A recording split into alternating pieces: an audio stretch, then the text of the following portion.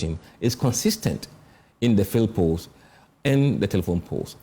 And also, what we've seen is that for those who 2020 voted for Nanado, it is much higher in the telephone polls who are now voting for Mahama.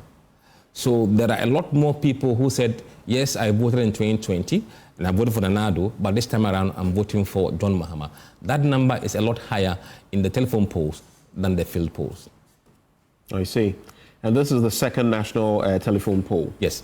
So let's look at, if you look at the executive summary, it talks about the fact that this second poll was conducted in October 2024, and it shows Dr. Mahmoud Bawumia, Alan Kojo Chamating, and Nana Kwame Bediako all making gains as John Mahama drops compared to the previous poll. However, John Mahama still maintains the overall lead. Let's look at the dynamics of who made gains, how much they made in gains, and how much of a loss John Mahama made in that regard. Right. Let me quickly grab that data from the previous poll. In the first poll that we did and published, I think Mahama was on 53% in that poll, 53.1%. And Bawumia was on 39%. Alan on 1.7%. Bediako was on 5.2%, and others were on 1%. In the second tracking poll that we did, that just ended, Mahama then drops 51.1%, and Bawumia goes to 40.6%. Alan goes to 2%, and Bediako goes to 5.6%. So you could see that Mahama dropped about 2% from his previous polling number. And then Bawumia gained 1.6%. Then Alan gained 0.3%, Bediako gained 0.6%, and the other parties, candidates also lost 0.4%. So these were the movement within the polling numbers over the week. Who is the biggest gainer? Bawumia in this case. By how many points? 1.6%. 1.6%? Yes. I see. And if you look at John Mahama, what then would be his loss percentage collectively? It's about, not just. It's about 2%. About 2%? Yes. So if Dr. Bawumia gained 1.6% in the telephone polls and John Mahama lost cumulatively about 2%, it means quite a lot of that went, at least you could say that while others have also made inroads, it's almost as though that had translated minus 0.4%. The rest of it had translated to Dr. Bawumia. Is that what it means? Yes. The others two lost 0.4. So the losses were around 2.4. And then we have Bediako getting 0.6, Alan getting 0.3, and Bawumia getting 1.6% of that minus 2.4% drop. What does this really mean? Because you say that this buttresses the ground polls, the polls on the ground that you keep getting. Are there any disparities, no matter how minuscule, between what you get when you speak to people directly on the ground and the telephone polls? Are there any discrepancies? Yes, in the sense of party affiliation. Over the telephone, there are fewer people who say they won't tell you their party affiliation. But in the field, they'll say, well, I won't tell you. When you call them again over the telephone, you see that number reduces. And again, you have people who... So you're basically saying there are those who are reluctant to tell you face-to-face for whatever reason? Yes. Yes. Maybe it's in a... Where do you interview these people? Is it in open places? Open places, normally. Okay, but you pull them aside and talk to them. Okay, so maybe someone feels the environment I'm in, if I say something, someone may hear and it may have consequences. So they don't say it? Absolutely. Some of them, yes. Okay, so go ahead. Yeah, so that's what we've seen. And also, there aren't huge difference between the field polls and then the telephone polls with regard to overall voting intention. None of the polls so far has shown runoff, whether in the field survey or in the telephone survey. Consistently, they've given us above the required threshold for one-touch victory. I see. And is this consistent, though? Because I've seen some polls. The MPP conducted its own poll, and I think I've seen one other poll that said that they were neck and neck, kind of like Trump and Harris in the United States, and your polls are a sharp deviation from that. I mean, if you look at how we break down our polls, you can really drill down and see why our poll is not saying neck and neck. Because if in the poll you have 25% of people who in 2020 cast their vote for Nana Addo and now switching to Mahama, that's a 25%. 25%. 25% Yes. of people who voted for Nana Addo now switching and saying they will vote for Mahama. Absolutely. So that's the first leg of the equation. Okay. Now, if it has to be neck and neck, then the first-time voters must break heavily towards John Bawumia to make up for the losses. But in this current elections, first-time voters are insignificant. They are less than 6%.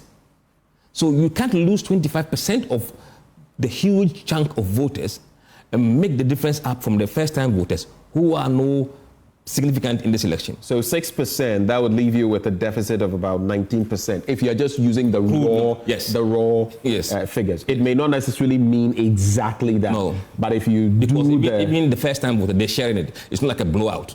Right. They are sharing them, but Bawumia has a lead among the first-time voters, but there are not enough of them in this election. And it doesn't necessarily mean that these are those who have just turned 18. First-time voters could be people who are past 18 but have never voted before. In fact, we have analysis that we make. We ask people first-time voters, and then those who did not vote, even though they were able to vote last time.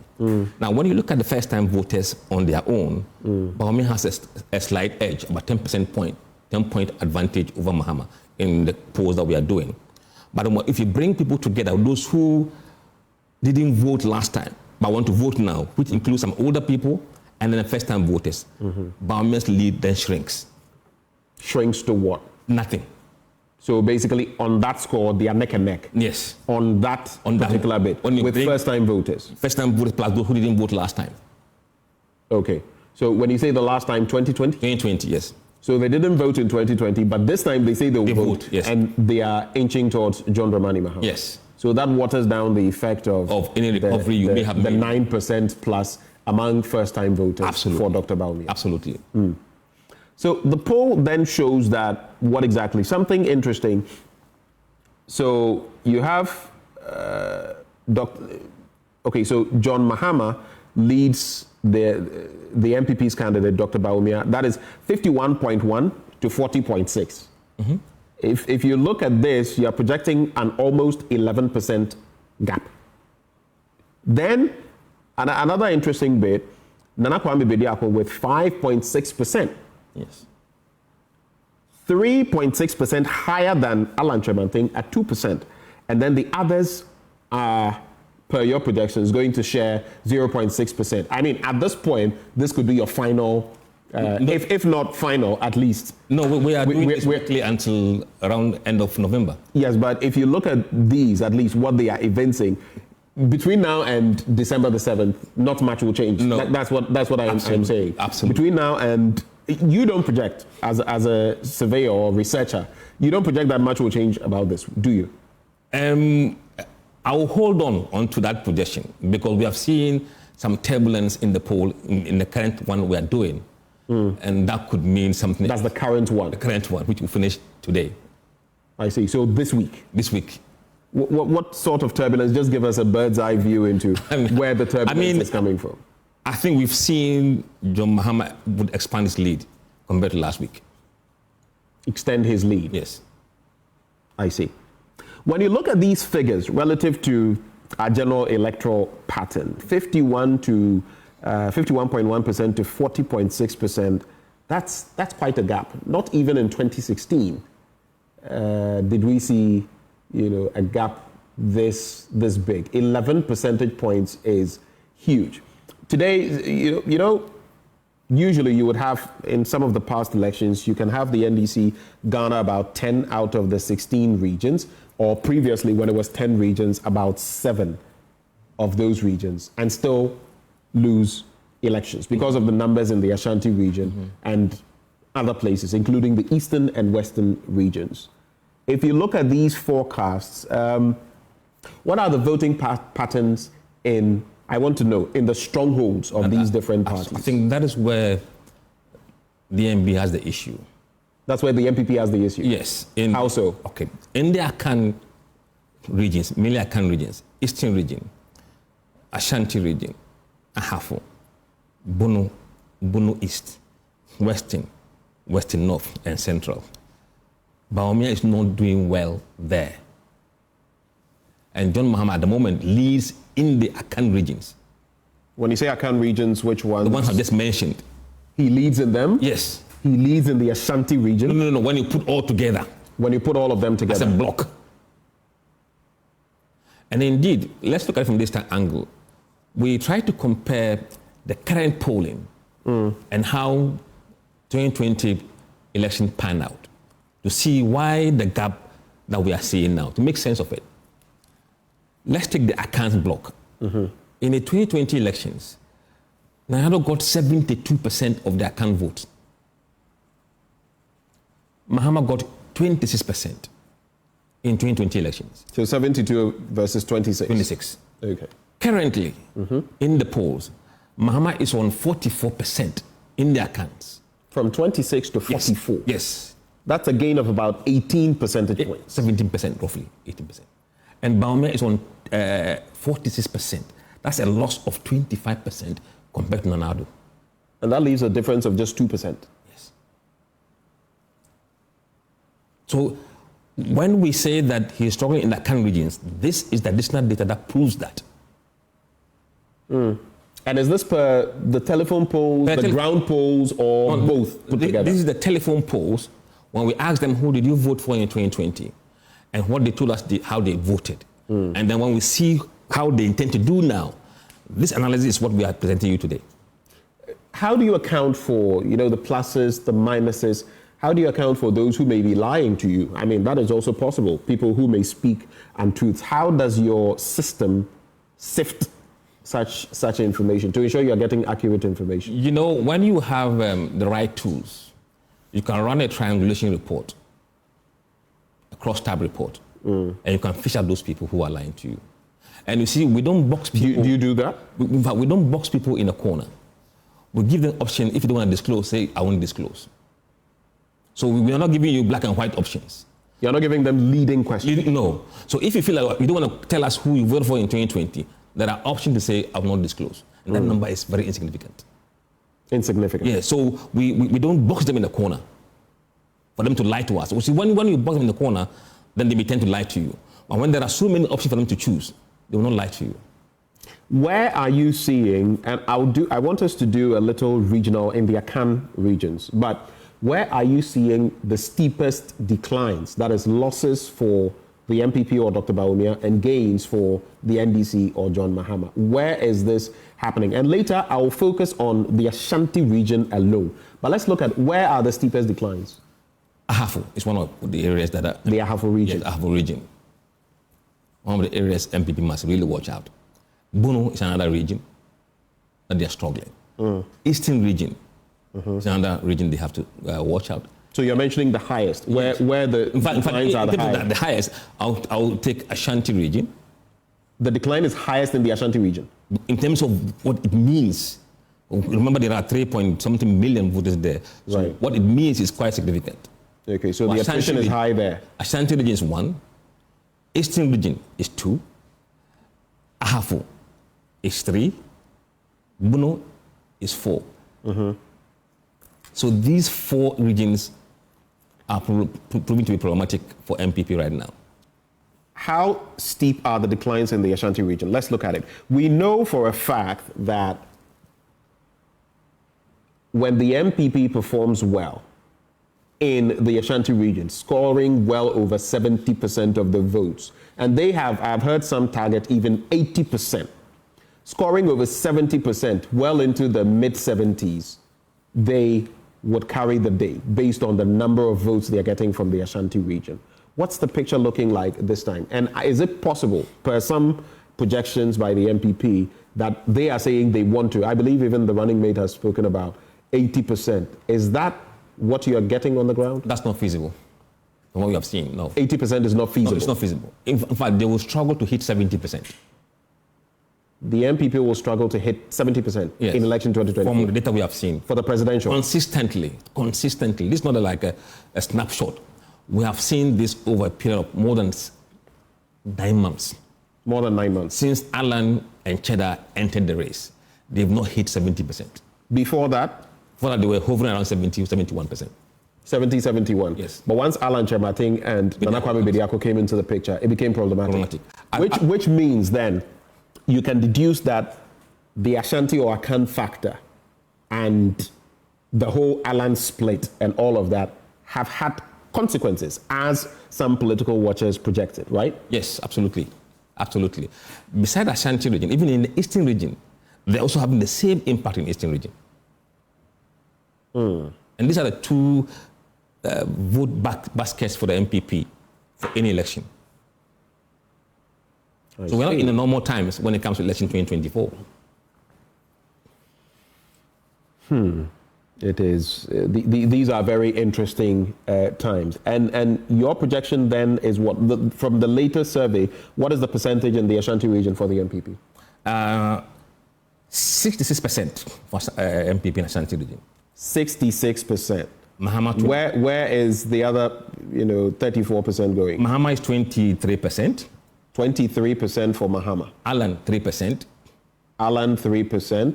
Bediako 9%. Nana Kwame Bediako 9%. How do you account for these numbers in terms of? I understand some of these candidates. I don't want to say certain things, and it's an interesting picture, and you will not denigrate any one of them, though I do not believe in some of them. But if you look at the numbers and Alan Chemating's performance, some would think that Alan Chemating would have been performing far better than your polls reveal. What do you think is happening? It's the youth. Because Nana Kwame Bediako is scoring 3 times what figures you are getting for Alan Chemating. See, let's break down Ashanti region into a bit more of granular. Ashanti region is made up of MPP voters, NDC voters, and floating voters. The strength of Alan and Bediako is not within MPP voters in that region.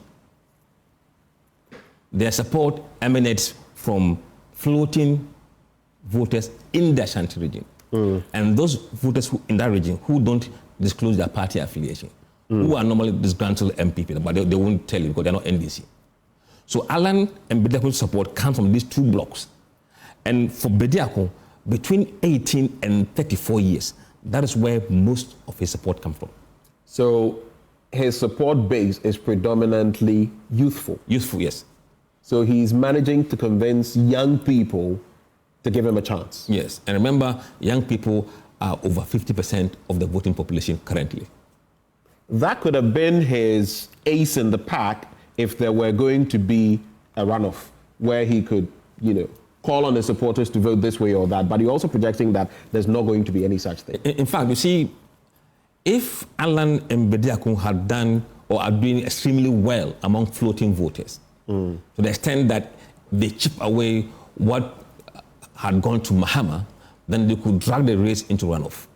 At the moment, Mahama is doing extremely well among the floating voters, extremely well.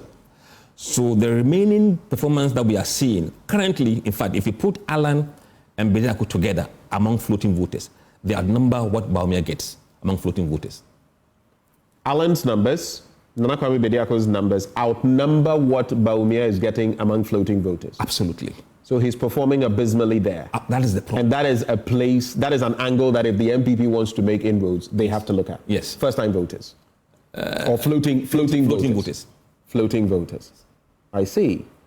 So you're saying technically, because if you look at some of the past results, and then you look at what the NDC per this poll is getting, 23%, it would have still worked in the interest of the MPP if they were getting about 73, 74%, and then 3% were going to the others. But with the presence of Alan Chemating and Nana Kwame Bediako, it just spoils the whole situation That's the current situation for MPP in the region.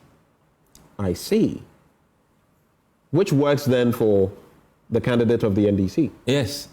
So long as it doesn't go to Baumia, he's okay. Let me reverse this. Let's look at the Volta region, which is, because since we've looked at the strongholds of, let's also look at the Volta region and maybe the northern belt of the country. The traditional strongholds, which in a way, if you look at the northern belt, there have been some shifts, in some cases, seismic shifts. And I bring that up because both contenders are from the northern belt of the country. Let's start with the Volta region. Recently, I think I heard the president, I could be corrected, talk about, or some prominent members of the NPP talk about hoping to get about 300,000 votes. In the last election, I mean, this is a constituency, I mean the region, that gives him about 100,000 votes, the MPP.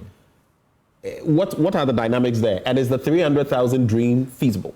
Now, if you look at the fact that they are draining vote in Akan areas, it is illogical to think that they will make up that number from Volta region. Because that is the stronghold of the NDC. Currently in the polls, NDC is getting about 72% of the Volta vote. Baumia is getting 18% of that, of the vote. Alan gets 1%, and Bediako gets 8%. What we've seen in Volta region is that the MPP voting in Volta region are moving towards Nana Kwame Bediako. So rather than vote NPP, they are deciding to move towards Kwame Bediako. In terms of the fortunes of the NDC, let's go over that number. Are they draining votes? 72%. 72%. Yeah. Which is pretty low. Yeah. No, that's where they have always performed. It hasn't been. I mean, it's been higher before. Yeah, when in earlier years it was far higher than that, 80%. Pre-2016, a lot has changed from 2016 to now. I mean, I think when it comes to voter analysis, I don't think we should go beyond 2016 because a lot has happened in the demographic of voters we have now than what we had in 2012. How do you think this pattern fits? Because you're talking about the NDC and in the Volta region securing around 72%, which used to be 80, 90% from the 90s coming. You see a certain pattern. And in the Ashanti region, what do you think is accounting for this? Is it a more enlightened, absolutely, a more active voting population that wants to look into issues rather than party politics? Absolutely. I mean, if you look at the demography of voters, more than half of them are young voters, below 34 years of age. And this group of people are less tribalistic, less ethnic, and more dynamic in their thinking and progressive. So the stuff that used to woo voters in this country has rapidly changed. The patterns have changed. You know, we don't have the Gen Zs and the Gen Alphas are also, you know. Absolutely. So if you go back to 204, 208, I mean, those are ages where we have people who were quite older and so on and so forth. But now it's a different ball game altogether. I see. Okay, let's look at gender, the role gender plays in all of this. You talk about John Dramani Mahama and 51.1% to Dr. Baumia's 40.6%. But when it comes to gender in terms of registered voters, there's a slight change. Tell us about that. What you see here is that among the male voters, Mahama leads with about 52%, Baumia 39%. But when it comes to the male voters is what? 52 to 39%. Okay. And Alan 2%, Bediako 6%. Okay. When it comes to female voters, Mahama is 49%, Baumia 44%. The lead there has been cut. Okay. To 5 percentage points. The female voters. Do you know why? Why? The female single mom and parents of those who have enjoyed the free education are backing Baumia stronger than other block of voters. Okay. So the female, you know, the mothers or those who in some close proximity have enjoyed free SHS, that accounts for the difference. Yes. Because they feel, and of course, that has also been put out there that, oh, if you vote for this person, free SHS will not continue and all of that. So the politics has played in this on that. A shrink in that. But there's a stark difference between those who actually attended the free education and then the views of their parents. Okay, so you are talking specifically more in respect of parents here. Parents and then the students. Parents and students. Yes. But what's the difference between parents and students? As in the pattern of registered voters. the parents are the ones who saved money because of free education. So they got the financial relief because of free education. And the students were the ones who were sent to the school to study, finished the senior high, some stopped there, others went to university. Now when you poll this age group, John Mahama is leading among these students. Among the students? The students, yes. Who benefited? Who benefited. Okay. But among their parents, who felt the pinch, whatever it may have been, positive or negative, Dr. Bawumia leads? Yes. Interesting dynamics. You know, like I said, while we media people will be extremely busy around this time, I can't wait with my popcorn, you know, to watch the movie that will unfold. And then we'll be calling some of you. Sure. We'll be calling you, we'll be calling the beneficents, we'll be calling some of those who have polled, the KTU man, and all of these people to ask when the polls are finally out. Now, I don't know who to say. Now, who can say you? You know, we'll give you a call. No, of course, This is what you said. Oh. Of course. And the way it's going, if your predictions turn out to be spot on, at least we don't expect that maybe it will be exactly that. But if it's in the neighborhood, plus or minus, we'll give you your flowers. But if not, hey, scatter. I know. That one we fully understand. You fully understand? Okay.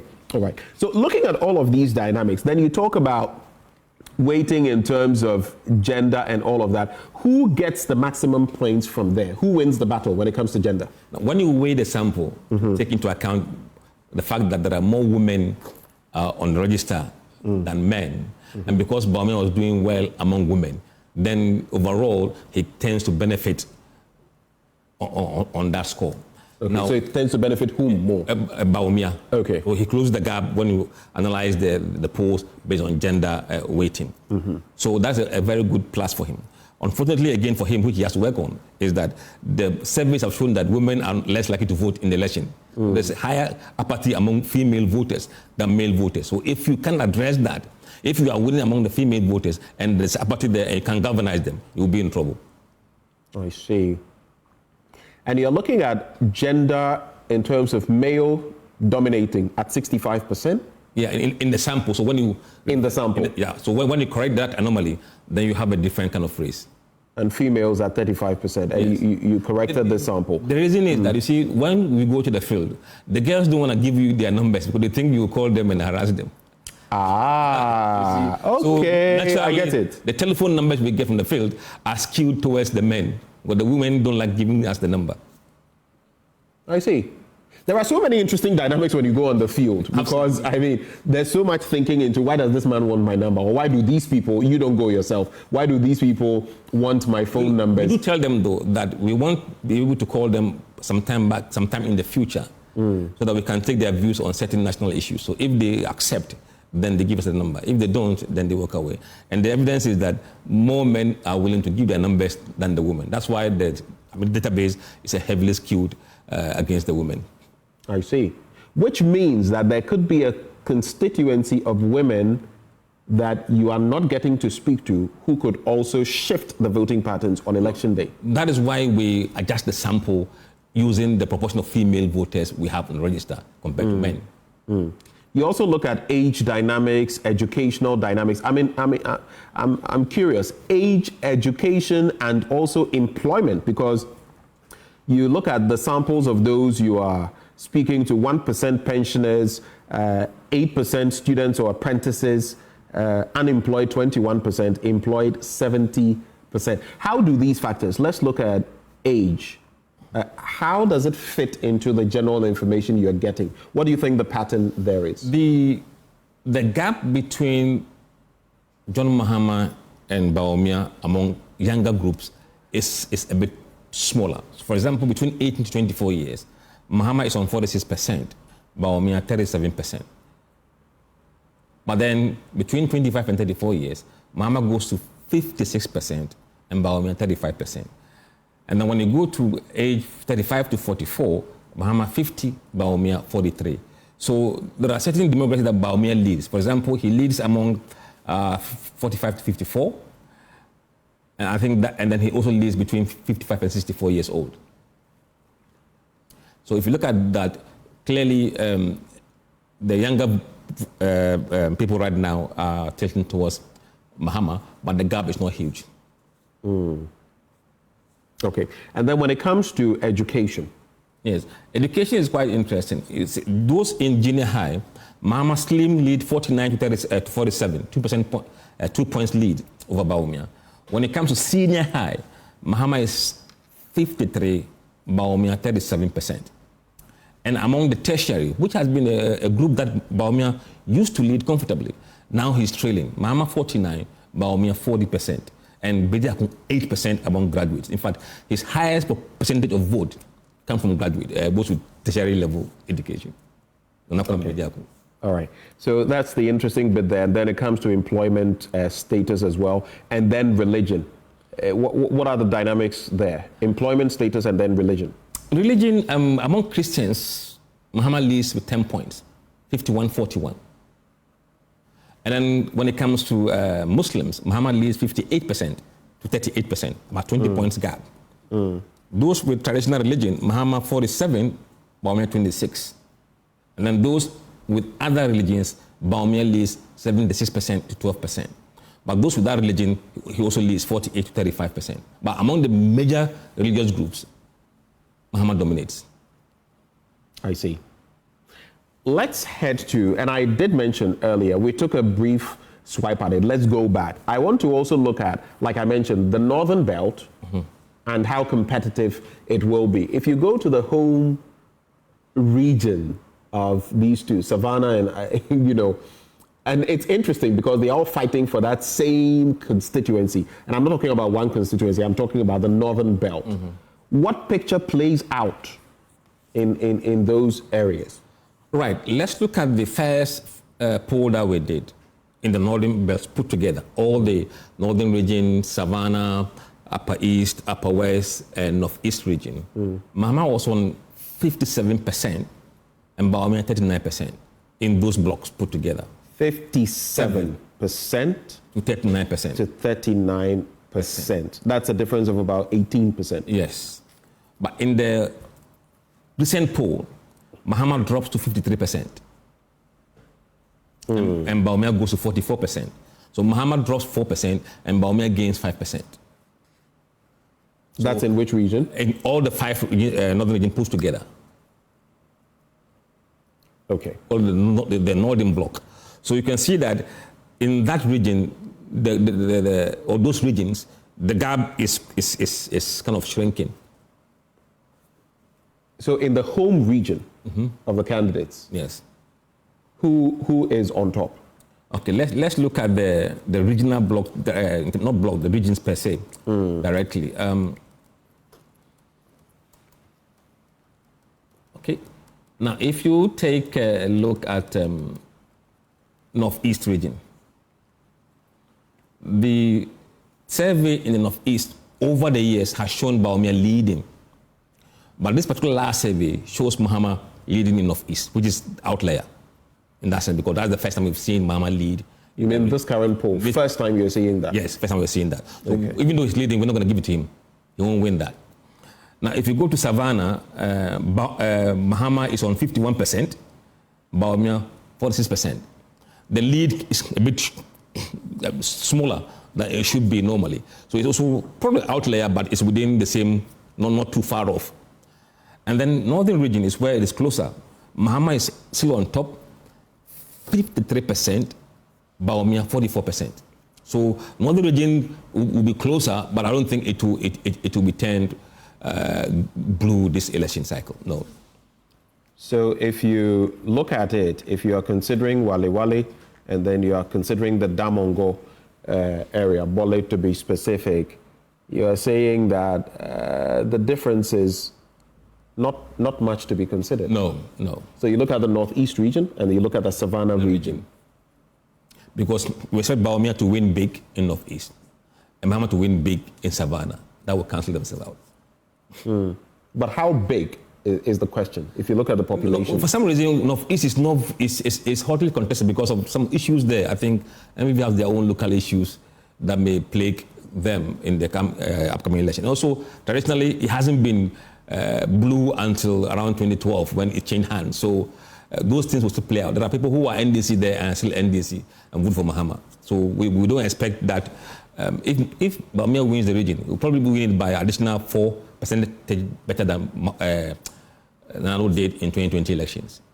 We spoke about religion earlier. Now that you've given us a clue in terms of the general situation in the northern belt, 57 to 39%, but then when you do the disaggregation, you would find that in the northeast region, while it can be a bit tricky, you have Dr. Bawumia in the lead, but when you come to the Savannah region, each in his stronghold is going to hold it down. Yes. It's going to be a throwdown there. Yes. John Mahama is also in the lead there, and this will cancel out, which leaves the rest of the regions, the northern region among others. What is happening in the rest of them?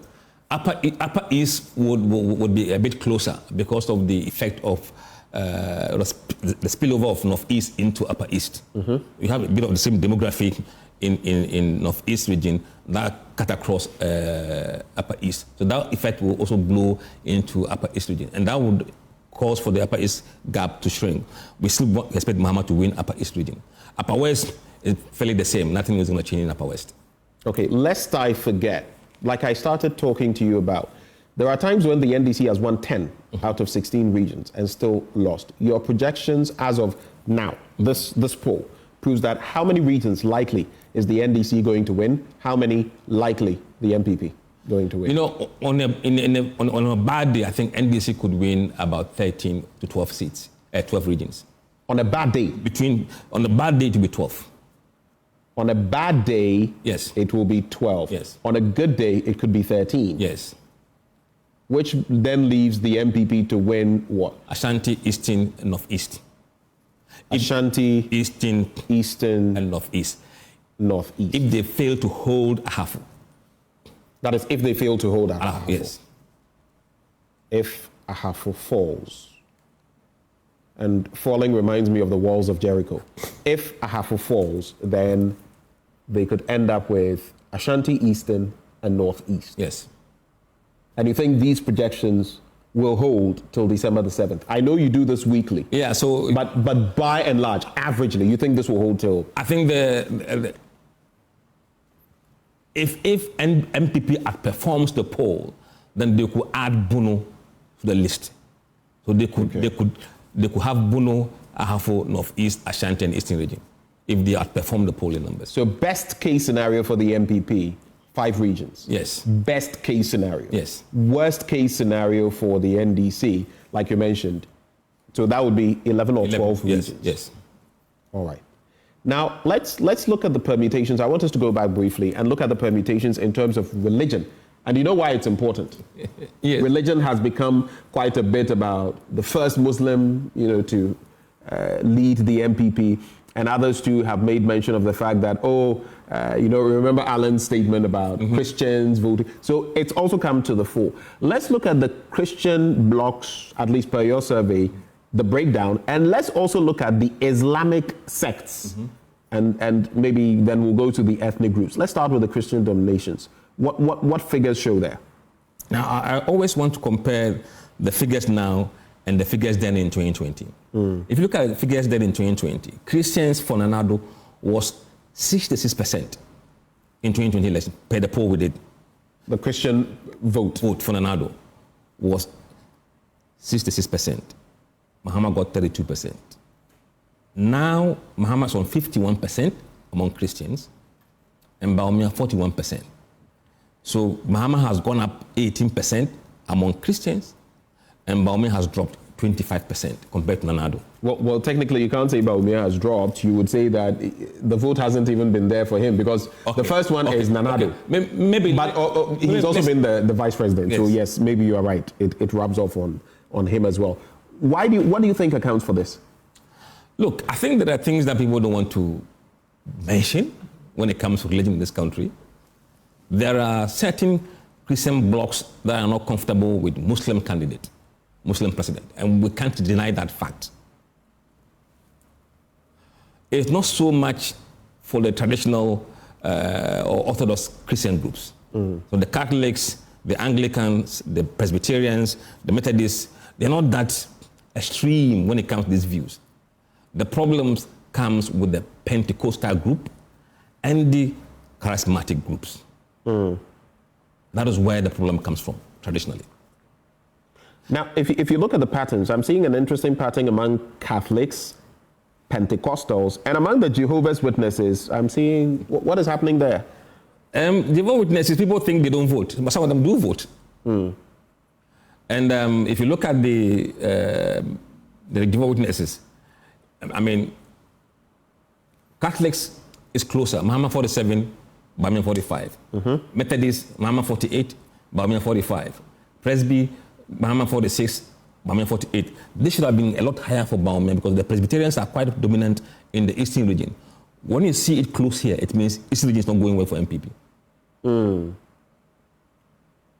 Okay, so then you are fusing two factors in. Yes.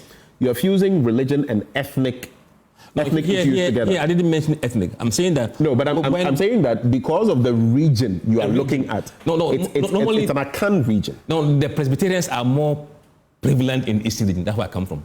Most of the churches are Presbyterian churches. From the mountains all the way to Achim, Presbyterian churches. So if you're not doing well among the Presby sect denomination, it means you are struggling in that Eastern region. I see. And let's look at the Anglican, 42% for Mahama and 48% for Bawumia. Pentecostal, Mahama 49, Bawumia 41. Pentecostals. Pentecostals.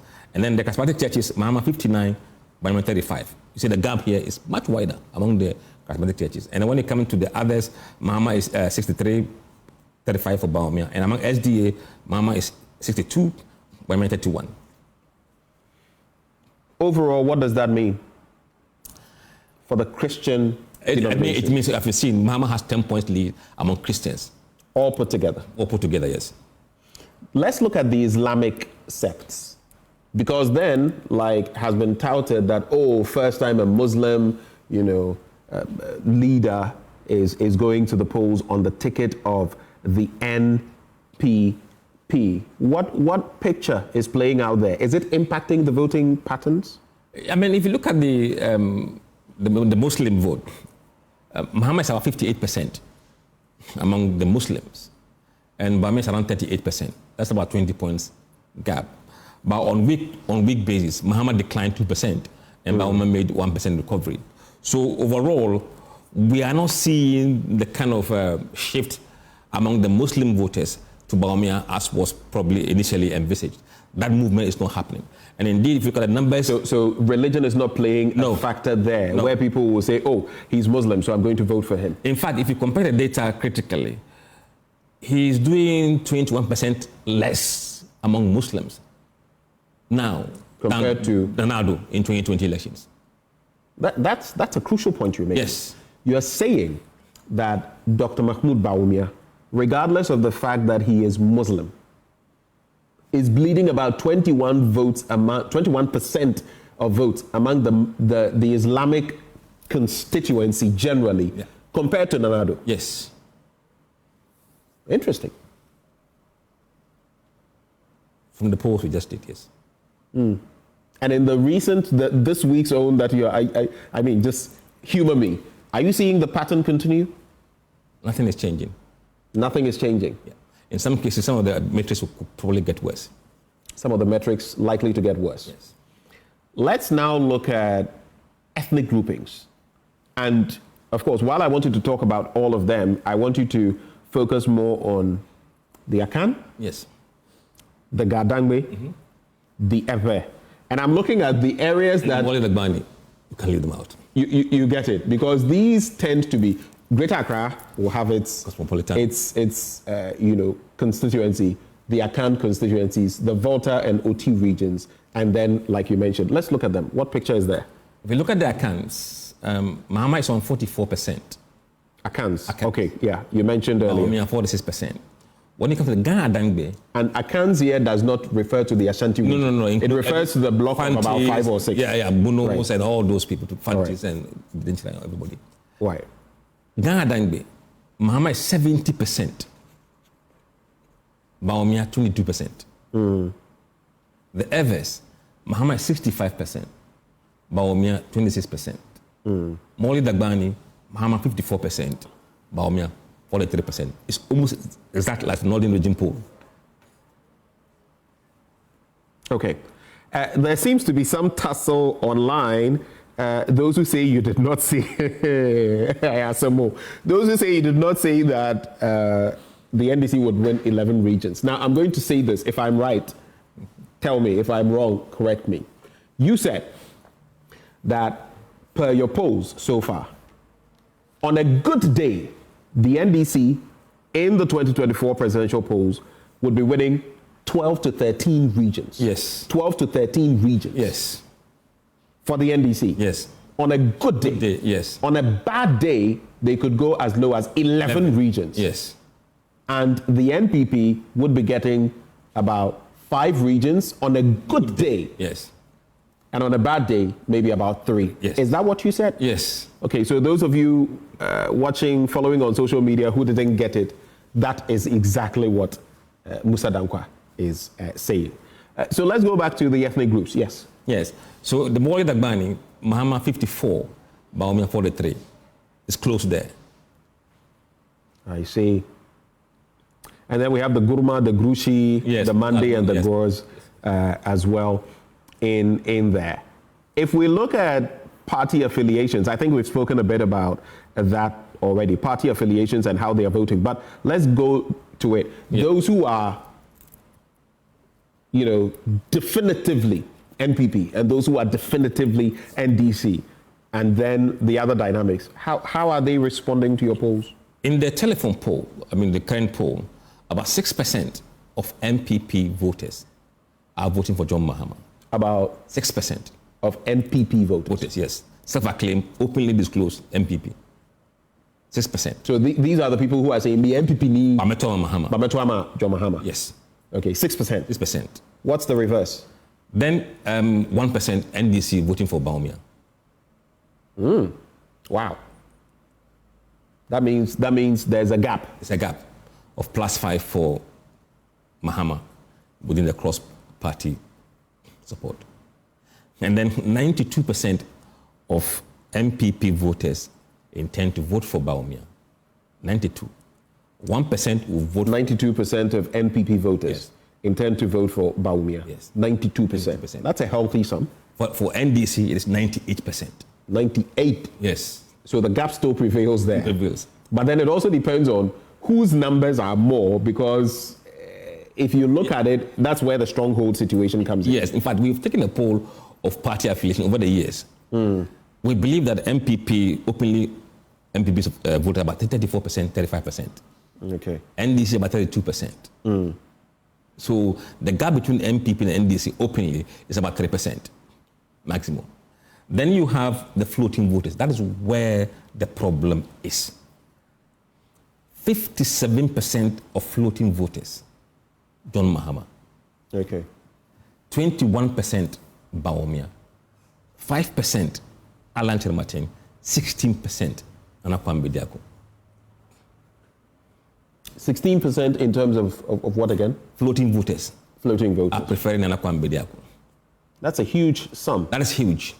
A figure that could benefit both the NDC and the MPP if they were to dig into that constituency. Absolutely.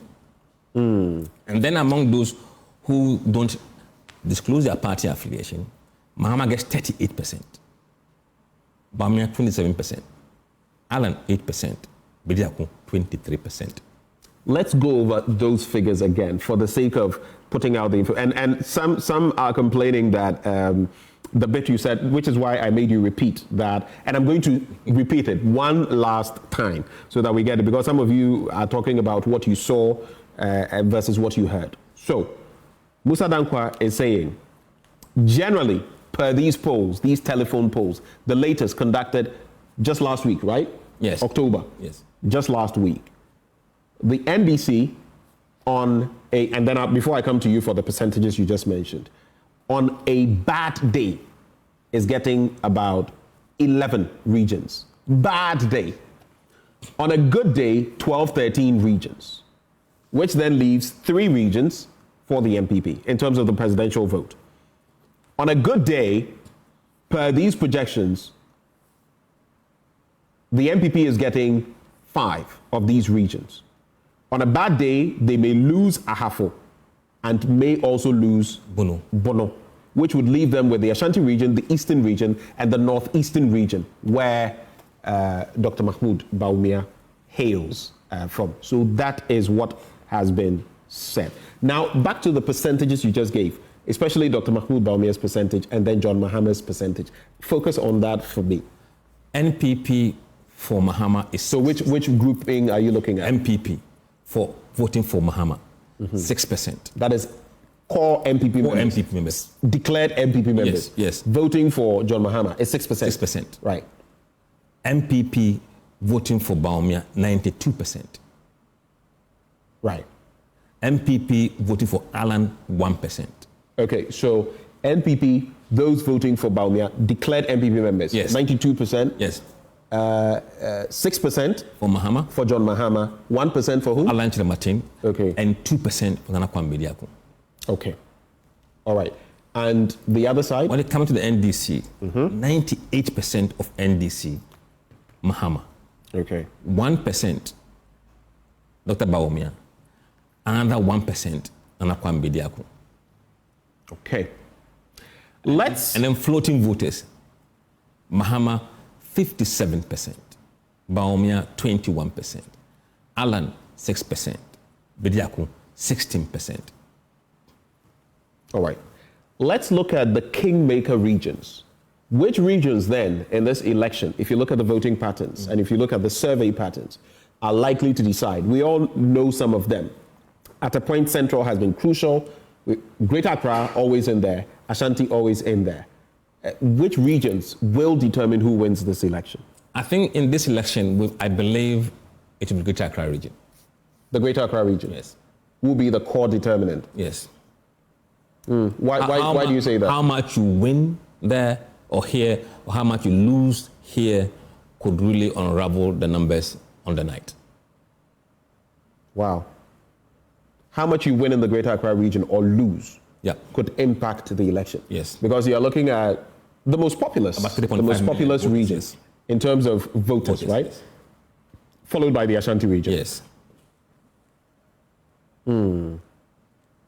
So the focus should be here.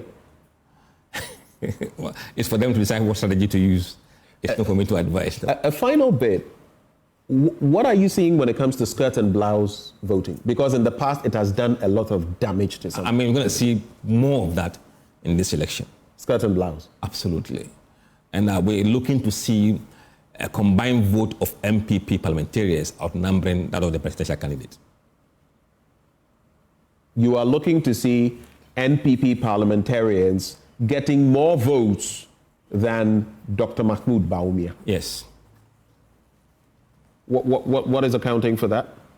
Because one, you have the split of the presidential vote between Mahama, Alan, and Bediaku, which gives Bawumia, who lives with less vote.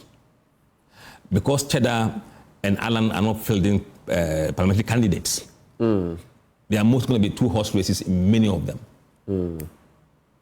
And that would impact the votes Bawumia gets compared to the parliamentarians. What is the pattern, and this will be my final bit and your final words. What is the pattern for the NDC in terms of skirt and blouse? No, they are very united. You don't see a lot of skirt and blouse on the NDC side. It's mainly on the MPP side. I see. So I'm going to reiterate this a final time because I see some of you are still pointing to it. Apparently, maybe something was put up suggesting that the MPP would garner 11 regions. No, that is not what he said. What he said was that worst case scenario, the NDC is getting 11 regions, and I've done the breakdown, so I'll not do it again. And best case scenario, the MPP, per their telephone poll, per Global InfoAnalytics and their telephone poll, is securing 5 regions. Best case scenario for the MPP. And time will tell as we get there how things will pan out. Final words? We are still doing the polls.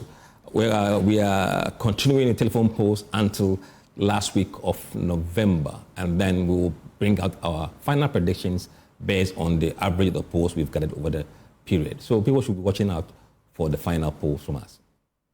Mr. Adamka, thank you very much for joining the conversation.